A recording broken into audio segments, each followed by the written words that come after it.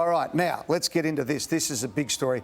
Where are the finals going to be? Let's have a listen to the tone of the room from Patrick Dangerfield as far as the players are concerned. He is the president of the Players Association. I strongly believe if you earn the right to host a game on your home deck, you should have that opportunity. But there is no soul to a game in front of no one. It's hard to get yourself up for a game where there's just no atmosphere. The atmosphere comes from the people watching, the passion that they show. For the good of the game, the crowd is important. I'm with Goody. I think crowds at the footy are really important, particularly for the finals and the showcase. And we have that opportunity. I think we'd be foolish, somewhat selfish if we didn't perhaps go towards the crowds.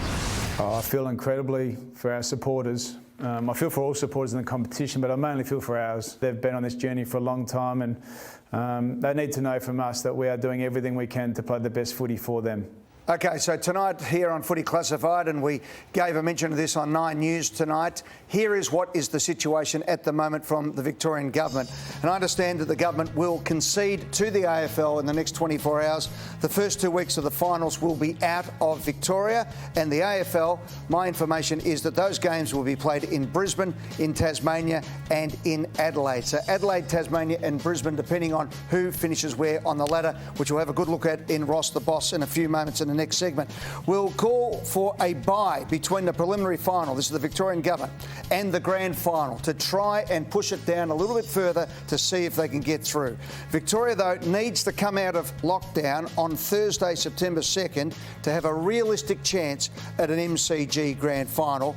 And what will happen, and this is a big concession, and it's because the Victorian Government underline the fact that they are football supporters and they support the AFL, they have and will give the AFL permission to negotiate with other states in a Plan B scenario for the grand final to go elsewhere. So, Ed, we probably think that Perth is the most likely scenario if the grand final is not in Victoria. Is that your view as well? That's my view, yes. And obviously you'd get a full crowd getting back for the first week of the finals. We know they could get at least 10,000 and probably more at Bluntstone Arena in Hobart. Yes. I think more likely Hobart than Launceston. Yes. And that will be a final between two Melbourne teams or potentially the two Sydney teams. Yes, and it depends what happens. If Port Adelaide finish second on the ladder, they're in the box seat to have home finals all the way through to the that preliminary Bulldogs game final. is massive. So that Bulldogs game, which we're going to get to in Ross the Boss in a few moments' time, becomes big. And also Brisbane get the chance to get a home final as well if things go the right way for them. Well, then if they go wrong for them, because if they finish fifth, they'll definitely get a home final. Exactly. They'd probably prefer an away final and a double chance. If things swing for Victoria and a home grand final, what does the crowd look like potentially? It's not going to be a full house. No one knows yet, but what will happen is the state government, I understand, believes